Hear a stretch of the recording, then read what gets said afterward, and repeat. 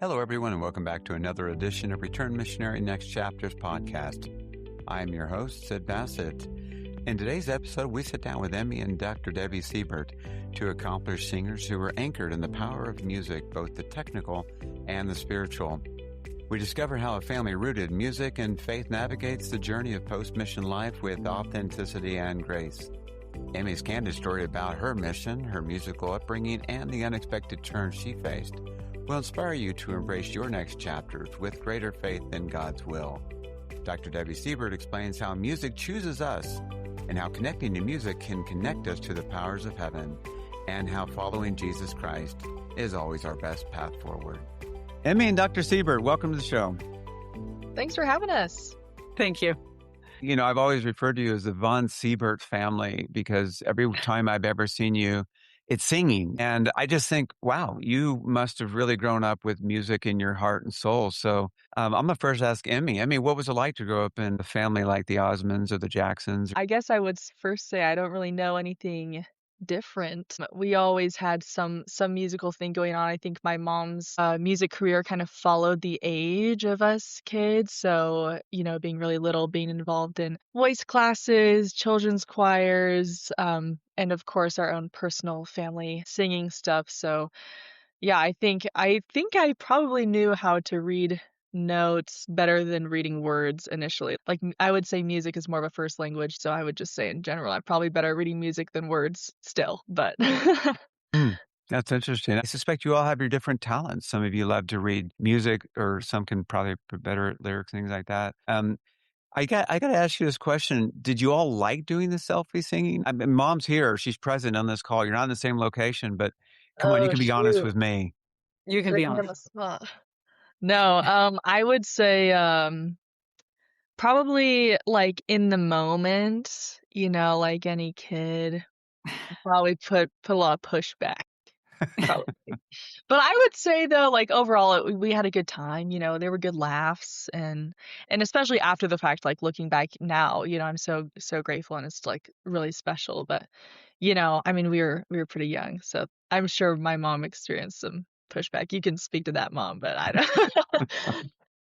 Well, I mean, since I've known you, Emmy, you're a pretty strong-willed individual, and you sort of want to do what you want to do, and not necessarily what somebody tells you to do. So, I don't think your mom could be that convincing. At some point, you had to acquiesce and just say, "Okay, I'll either do it for I had a mom good or time. do it for the." I had a Okay. good time. Yeah, Yeah. you were smiling when you sang, so it didn't feel like you Hey. were being coerced.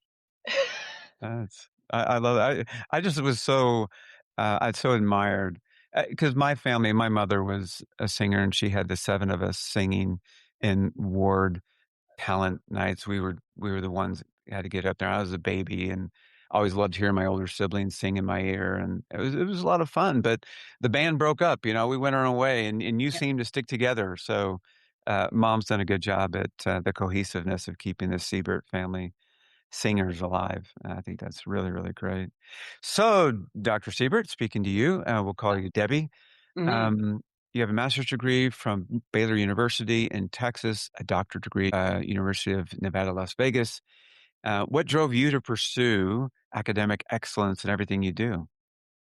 Well, it sort of just happened that way. Music kind of chooses you. As someone who studies and performs and loves music, to do it for a profession, it sort of chooses you. And very supportive husband. I finished my master's degree. We didn't have children until after we had our master's degrees. And I was, children and family was always first and foremost. Jim, my husband, happened to have a job that was early morning. He's a news broadcaster, so we're all performers in some way. And Yes, Channel 26 in Houston. I listen to him yes, all the time. Yeah. that's right. And I admired his apparel because he seemed to be Yeah. dressed like a champion whenever there was something Again, we're exciting. all performers. Yeah, he has a turkey soup for Thanksgiving. Yeah, it's awesome. And he happened to be on the morning show when we were in Las Vegas. It started out as a morning show, and it worked out that I could get my doctorates. And then it switched when he worked in the evenings as a chief meteorologist. You don't go to school until 2 p.m., and that freed up the mornings. So we were always tag teaming, and I pursued a doctorate because really the opportunity was there. And I just wanted more options. I wasn't like, I must be a music professor, though I wanted that as an option. I think that's really, really noteworthy and admirable as well.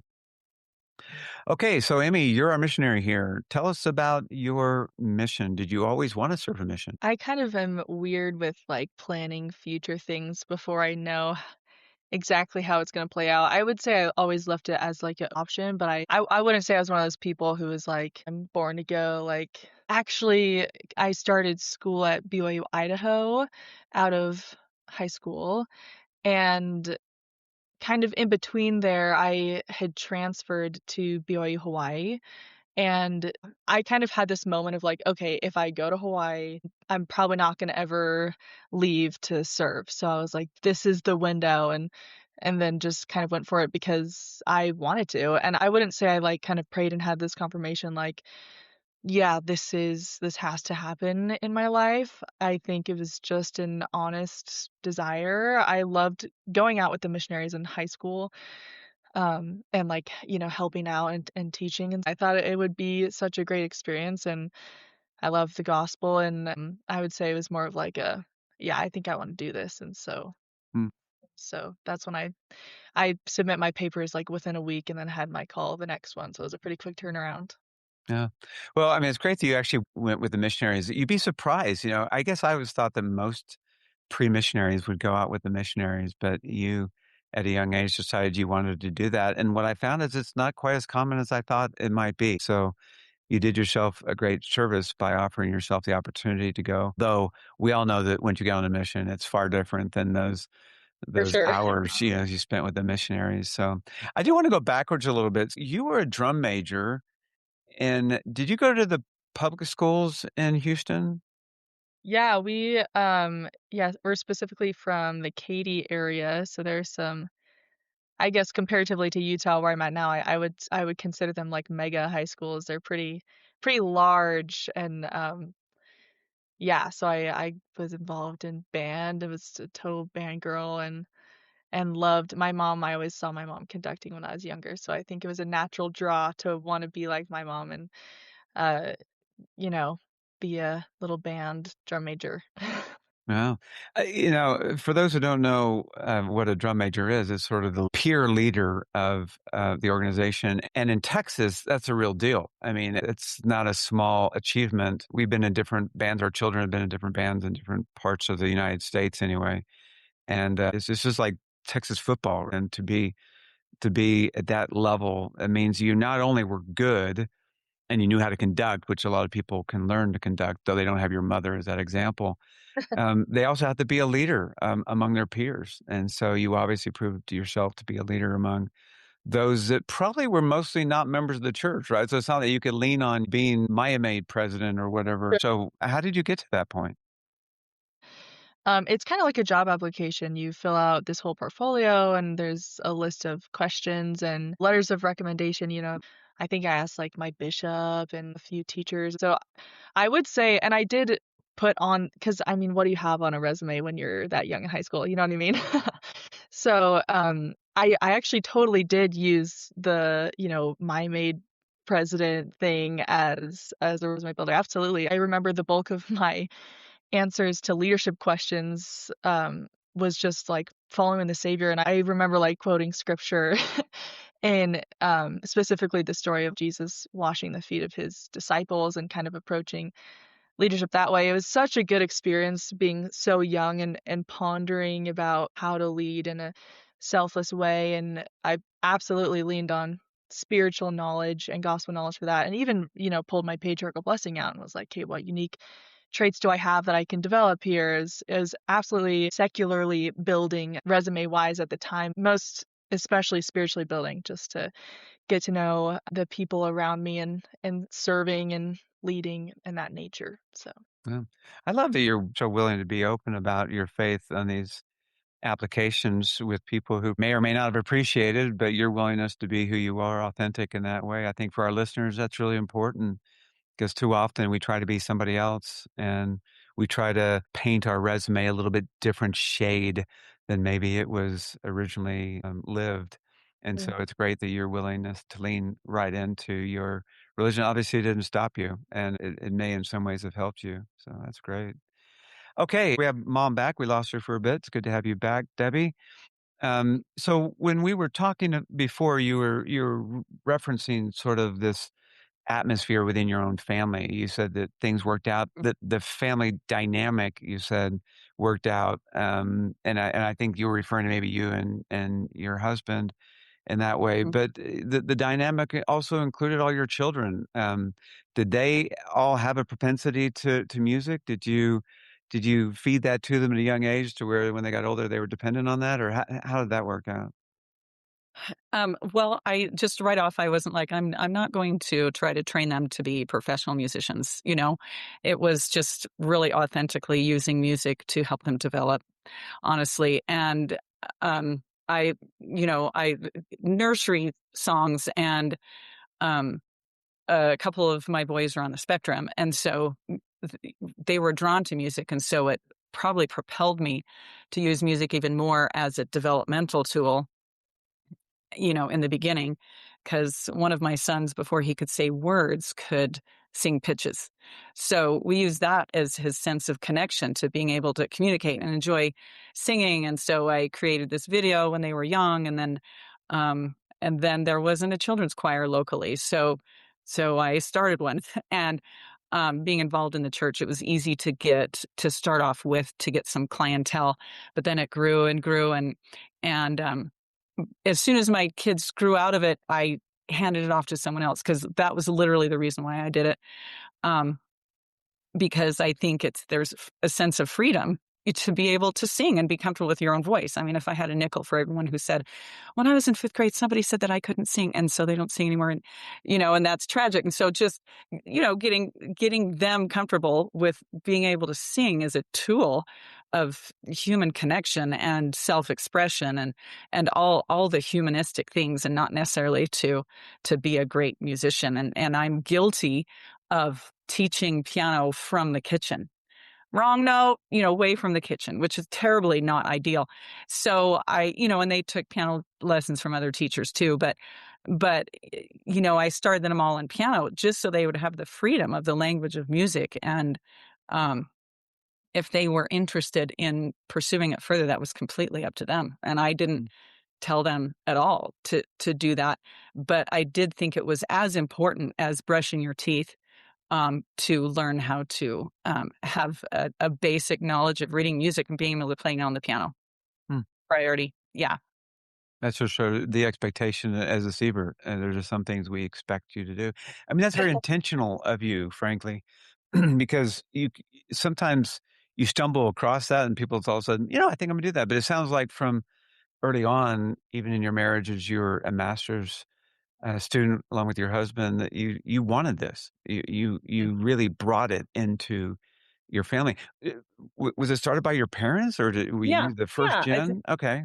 Yeah. My father's unusually gifted. I don't mean unusually. He was an accountant, but he always did music as a love, and he always expressed it was my first love. I wish I could have been a concert pianist, and but he didn't because he needed the regular salary to raise a family. And but I thought it was normal to grow up hearing Rachmaninoff number 2 concerto in the house all the time, and Mozart, and so all of my siblings are musically, and it's true when it's ingrained and intertwined in your lifestyle. You'll never choose at one moment to say, I want music to be a part of my life. It just is.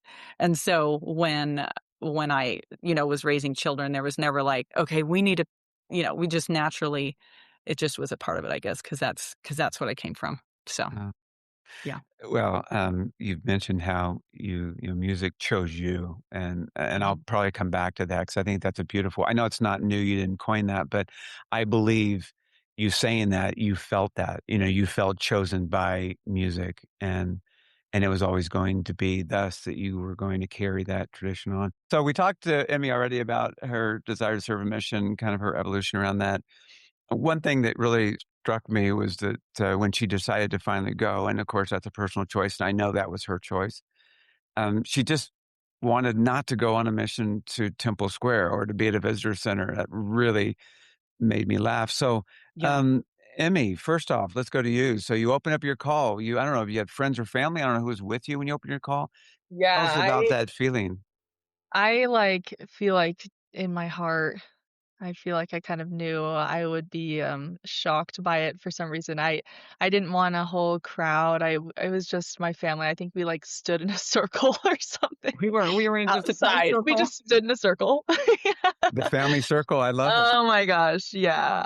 Yeah, and I think my brother-in-law had saw the call before all of us, and I think he was like, "It wouldn't be my first choice," Because he so printed it out. Yeah. oh my gosh, yes, and I think everyone knew I verbatim said I don't wanna go to Temple Square. That was the only I literally said those words, funny. So Funny now. I think it's great. yeah, when I opened it, yeah, I was definitely shocked, I think I like probably like laughed or something. I wasn't like, "What? No, like send it back," whatever. I'll go wherever, whatever. But um yeah, I was definitely shocked. And then yeah, I think later, just kind of I mean, my sister served in Paraguay and was, like walking through rivers, monsoon season, just like that really physically strenuous thing. And like, like the showering, cold shower out of a bucket, that kind of like physical. I was just like so ready for just like, the kind of gritty physicality of a possibility of a mission. I just felt like that's something I could really take on. So that was my expectation, which is like, why would I have an expectation? But sometimes you can't help it.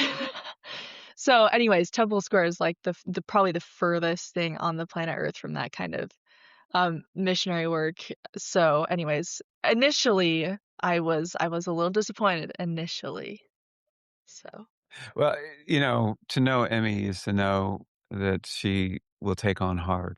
She's not afraid of hard. And I can see that you not only wanted hard, but you wanted the physicality of hard. You wanted to be able to send those pictures home of you, in knee deep mud or whatever. totally, yeah. I mean, And put my companion on my back. Let's go. yeah, that's I right. was That's right. ready for that. Saving your companion. Yeah. So, I you're, probably would need the saving, but yeah. Yeah. I've got that imagery. Don't worry. We feel that. Okay, good. Yeah. Um, but, so, okay. So you had an easy mission, right? Is that what you're saying? Oh, no, I wouldn't say that. It's just different. It is different, yeah. I remember, ironically, we were on a podcast together. You were the host at the time, Right. Now we're and roles reversed. yeah, that's right. So now I can get back to you. I'll have the last word at the end of the day. And so going back to this podcast, you said that there was a scripture that you read that sort of opened up your mind as to what this mission was, and it changed your perspective of your mission. You want to share that one if you do recall? Yeah, no, I totally yeah, like it was yesterday. Something that my mom noticed that I was disappointed, Yeah. and she counseled me to say it all to the Lord. Not necessarily to ask anything, but, just to be completely 100% honest with feelings. And so I tried to be really intentional with the questions I would ask. I just really was hoping to feel the weight of this call. So, yeah, I had been reading Saints at the time before I got the mission call, which was fitting just because it's all about church history and Temple Square is all about church history as well. And that there was just an angry mob who came and it was deathly for lots of people. And the Saints book specifically told a story of a young boy and a dad getting shot, and this mom and her other son having to like witness this and corral, and just this horrific event. And in that moment, I realized that those people they all had the same mission call that I did. They went to Zion, they landed in Temple Square, and they died to get there, and they sacrificed everything to go. And here I am getting to fly there. And I just felt immediately humbled and honored to go to this same location that so many other people died to go. So my perspective totally totally flipped. And before I went, I was completely honored and humbled to be able to get to go there. Mm. Sometimes we need a little dose of perspective to remind us and actually help us to see the Lord's hand. And it sounds like you were listening and you heard, and uh, and it helped you along your way. I love that. So, Mom, she did references. Sometimes when our kids get disappointing news, we've already heard the great advice you gave her, but Mhm. what was your thought when you're so excited your daughter's going on a mission? I guess you'd already had other served missions, so it wasn't your first. But what did you think when her first words were, "Oh, please don't," and then there you go. Yeah, it was funny. Before she submitted her papers in the portal, she was like, "Okay, which picture should I use as my profile?" And I said, "Oh, maybe that one."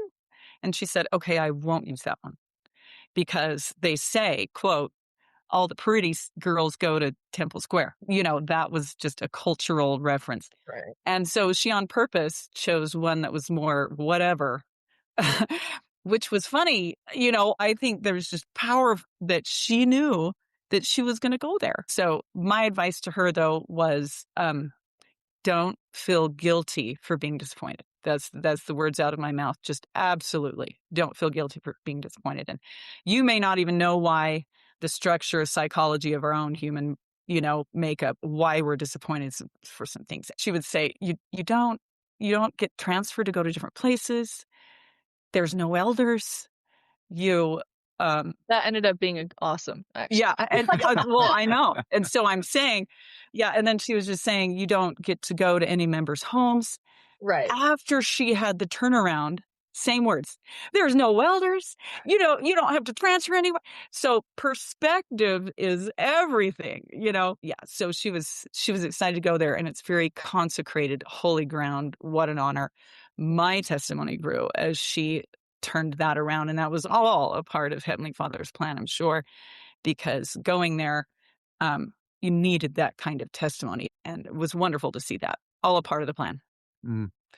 I just love that you taught her that it's okay to own those emotions. It's okay to live in that space and to lean into it to some degree. And then, of course, hearing you, Emmy, talk about when you pray to the Father, He wants to hear everything. He doesn't want to hear just the good. He wants to hear the good, the bad, the everything. Right? He wants you to be open and vulnerable. And if you are, then not only will He know what you're willing to say to Him because He knows you, but also you start realizing how much you can rely on him. So I think that's great.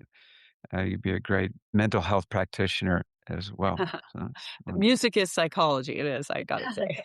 Yeah, well, and it's speaking to you. There's something going on there that's a higher level of understanding. And to our missionaries, we always talk about learning the language of the Spirit, how important that is. And it sounds like that was something that she could trust in, and that something obviously you, Mom, instilled in her at a young age. Okay, now there are certain questions as a return mission next chapters I'm going to ask Emmy about coming home. Was that line straight or was it crooked? I don't really know what direction the line was going. I wouldn't say I had like a hard time necessarily, but I wouldn't say it was easy. It was just, a new mission, a different chapter, um, to navigate. But I will say I did intentionally not want to look back and try to be back in that same space, and just to, learn, reminisce, but move forward. It sounds like you did. I just got caught up on your life. You're now married and you've got a child coming. Is that what I? Right. Yeah. Wow. So That yeah, was life the crept forward. up on you in a hurry. So, Mom, going to you, Dr. Siebert, and you've watched your daughter. You saw her from the very youngest of ages, and you've watched her progress and move on as a missionary and be highly successful in that. What are some of your observations? Yeah. I think there are certain career paths where it kind of breaks up a momentum if you go on a mission. And music could be one of those where you get on a momentum of networking and you want to start to build. And when she came back, she, the blessings of slipping right back in. And even the Lord blessing her with perhaps even more success afterwards. Her voice probably was more developed as far as maturity that happened a lot of times. It darkens and gets gets more beautiful if you want to talk about vocal technique. And hers happened to do that. And so she was able to adjust to her studies as well as carrying this wonderful, holy, matured testimony that that touched so many. Yeah, it was beautiful. Yeah. I love the fact that you had faith that whatever happened to her voice, her singing voice, is God's will. And it sounds like in the end, you received the blessing for the faith. So that's great. Love that. What does it mean to be darkened? Does that mean like a I would more say just the vocal deep? color became richer. Okay, well, obviously I didn't have that kind of training, but it's great to hear a professional speak. Yeah. Okay, we're going to fast forward just a little bit. You're graduating from school, your senior project. I guess you graduated, is it in music Yeah, I took the degree, same path as my mom, in vocal performance. Yeah, vocal classical performance? voice. And you had a senior project and you asked your mom to join you. Wow. Were you the only one who stood up with your mom at your side? Yeah, it's a senior recital. That's how it works at the end of your degree. You give a recital, and it's like an hour long where you're singing things in different languages from different time periods and different composers. But since my mom had done it, I just was able to theme it as songs my mother taught me, and was able to sing songs that she literally sang when she was my age, and of course sing some duets with her as well. So it's really special. Yeah. Well, I'm gonna let you have the last word on this one, but I'm gonna let you speak about your feelings of that opportunity to sing alongside your daughter. Well, sorry, woo! She did it as a surprise. So I remember messaging her, "Are you gonna, should we invite people?" And she's like, "I already did." I'm like, "Okay, well, I wasn't copied on it." And so I didn't know what she was doing. So she made it a surprise and just told her friends and my friends ahead of time that she was dedicating the recital to me. So it was lovely and special, little sacred and beautiful family moment. Yeah. Yeah. So. I know we don't have favorite children, and perhaps the other children will be listening to this, but that had to be a sort of core memory for you For sure. to Yeah. live off for a long time. Yeah. Well, that's wonderful. Um, I would like to now turn our attention just to music in general, if we could. I grew up in a generation close to you, Dr. Siebert, that music was, it's a big deal for everyone, right? And church leaders were very vocal about trying to protect the youth from music that is influencing them in a negative way. And obviously, those out there might say that music is what you make of it, right? It's like the mission leader says that you can listen to anything that's inspiring and brings you closer to Christ. And AC/DC and Led Zeppelin seem to be the genre that brought them closer to Christ. I would love for you two to speak about music for just a minute. And again, the audience we're talking about here are return missionaries or those who are just trying to feel uplifted in their life and guide them in their next chapters of life. What role has music played? This is a big question, I realize it, but what role has music played in you? And what advice would you give to others that perhaps you've learned on your own through your studies, academics, or just personal experiences to why we want to be cautious about the type of content and the music that we let into our souls? Emmy. Yeah, first, I think I would just say I'm not sure people really understand the power that music has on our mood and our spirits. As far as a force for good, um, I love thinking about things that happen before this life or in heaven and on earth. And music is one of those things. In the scriptures, it talks a lot about angels singing in heaven, and we sing here on earth. And I think that's part of the reason why music is so moving and powerful is it's not of this world, it's heavenly. So there's that element of the potential of good that music can do for us.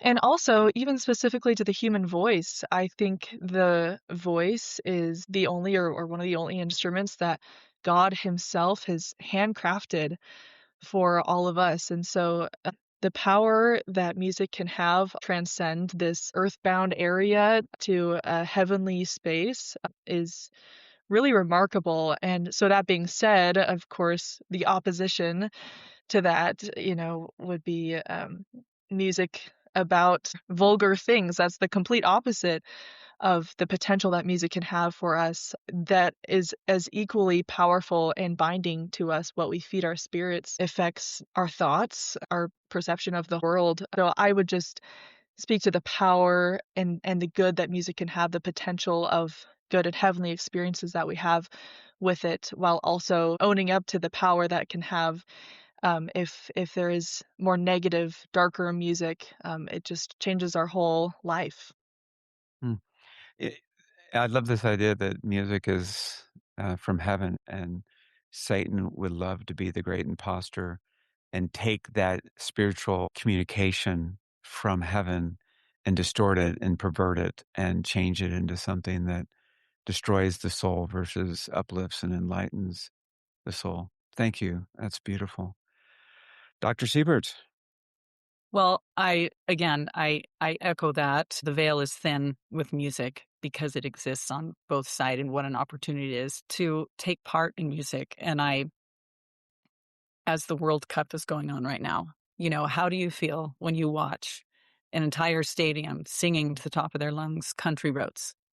It's just a good feeling, the type of unity that can happen. And it's just like, that is so cool. And to the power of hymns, I collect hymn books from other faiths because there's so many amazing songs that are not in our hymn book as well that are just a pillar of strength.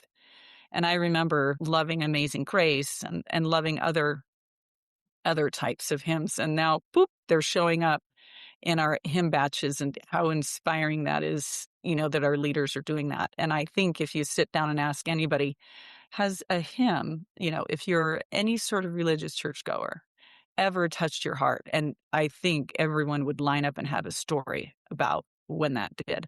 And I would say to just capitalize on that and use hymns as your pillar of strength, because they've existed in generations, some of them hundreds of years, that have helped slaves survive, and we love that music today, those spirituals that we sing, and now they're showing up in our hymn batches. So much music that has helped people survive through so much trial. And even when I have opportunities to do interfaith concerts with other churches, there is a power that comes in helping plan the concerts. I just cannot deny it.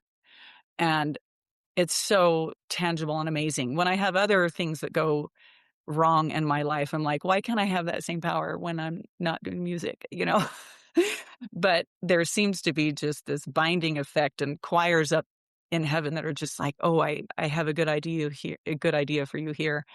And, that power of sing a hymn when you're going through a hard time, or just capitalize on, any memory that you have when you were sitting in church, lost, alone, and the opening hymn just strikes you at the heart, says, wow, I needed that. I think the hymns are a fifth standard work. Hmm.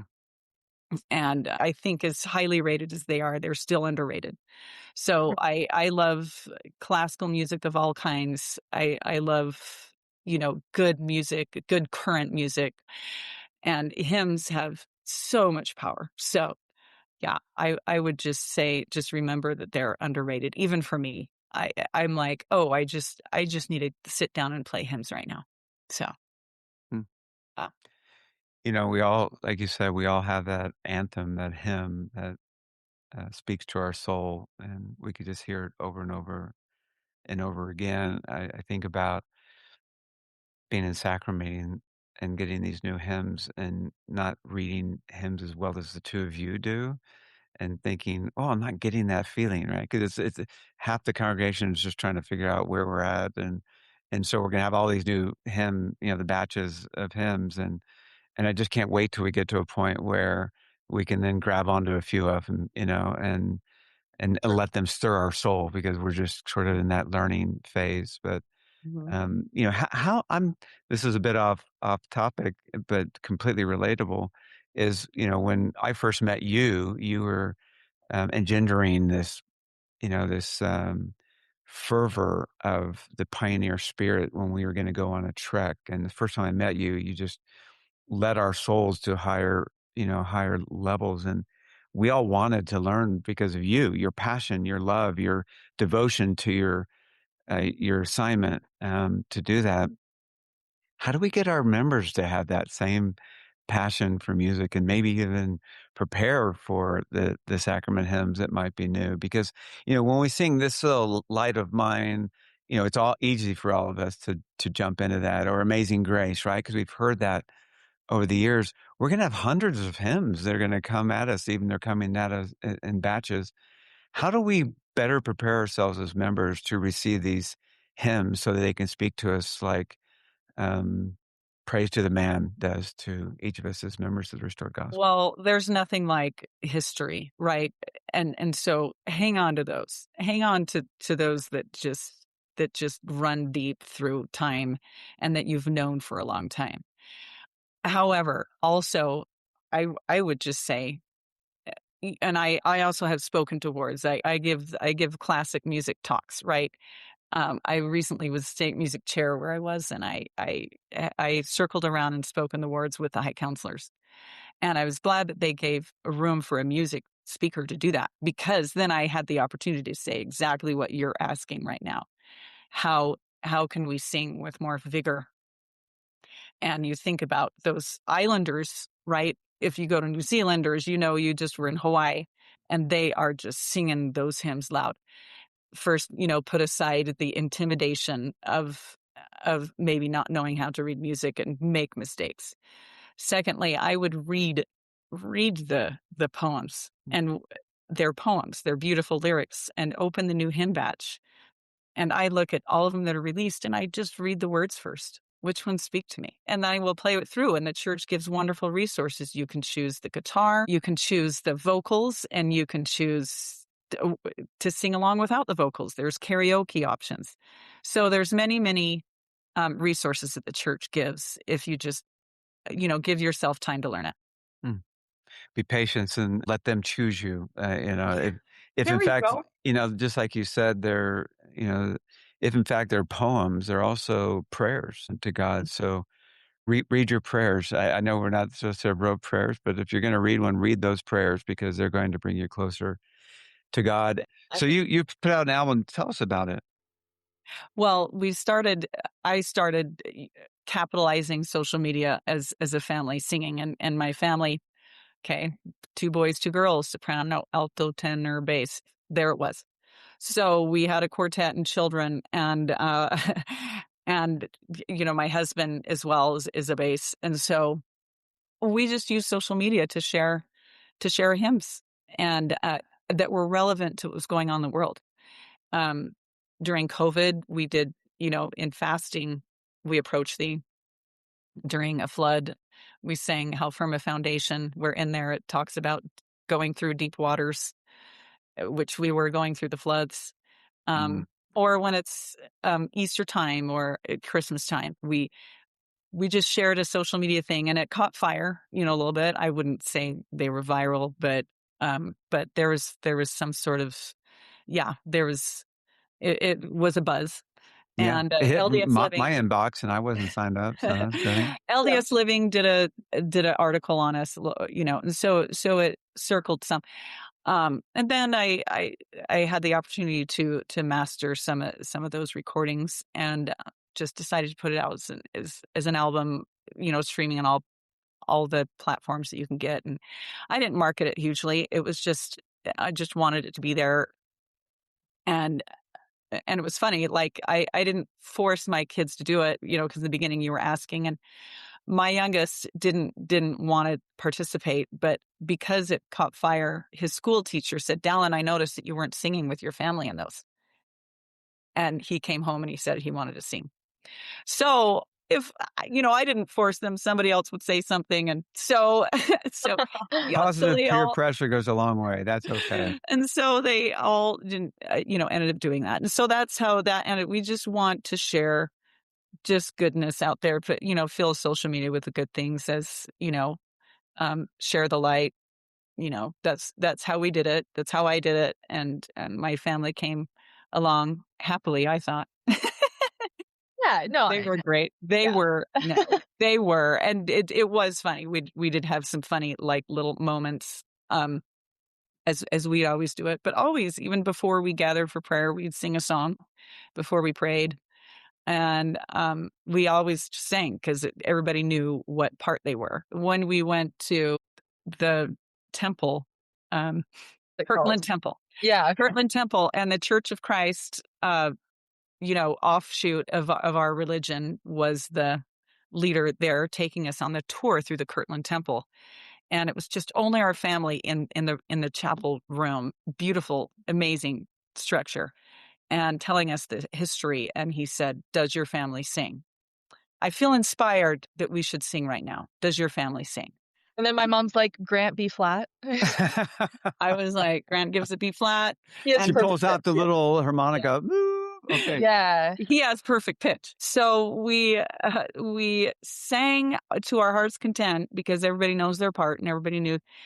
And it was just a phenomenal, wonderful experience. And he was blown away. And it was just us in there singing the Spirit of God. It was wonderful. Yeah. So the And perk of doing an album is then your kids know always what part they're going to sing, and you can say, "Okay, we got it. Let's go." I suspect that preceded the purchase of the temple.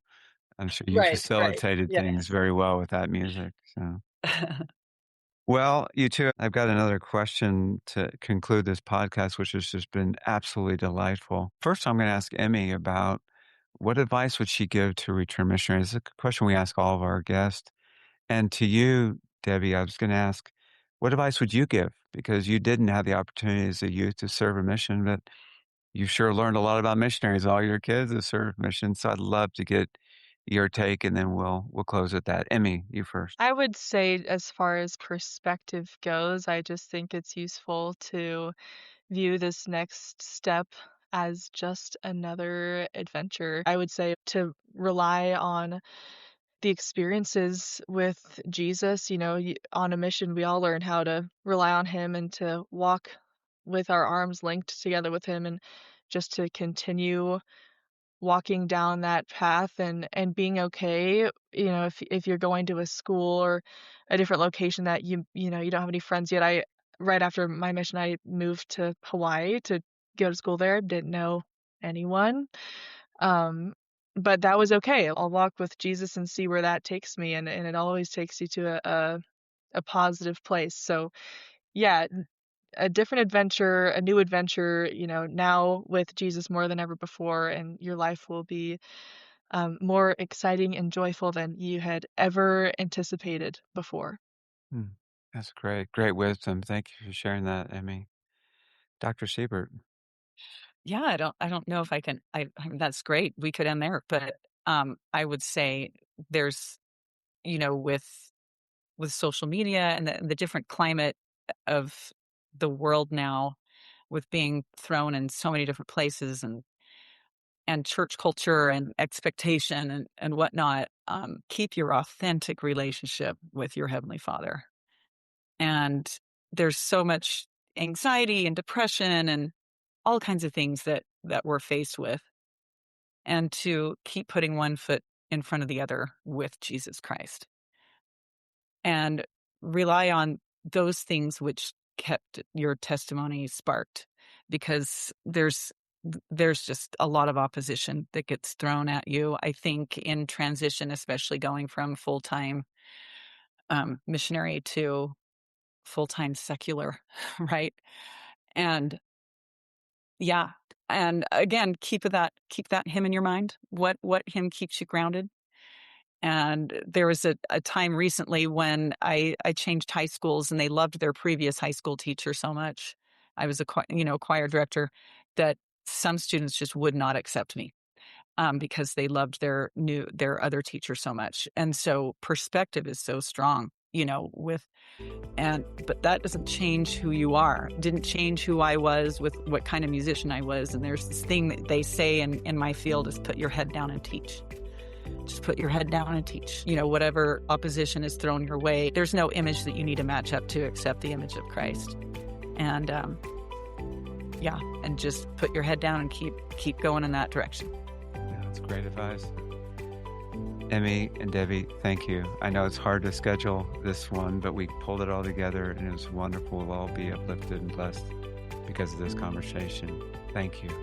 Thank you.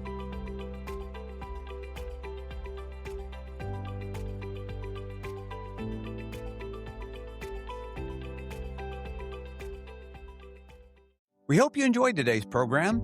It is our sincere hope that you gain insights from these lived experiences of disciples of Jesus Christ as you navigate your next chapters in life. We look forward to having you join us each week for the unfolding chapters of our guests. Remember to follow us on Instagram at rmnextchapters for announcements and updates. Also, you can visit us on our website at rmnextchapters.com, where you can listen to each podcast directly or link to your favorite podcasting platform. As always, if you have any thoughts or feedback, we'd love to hear it. Please send them to sid@rmnextchapters.com. See you soon.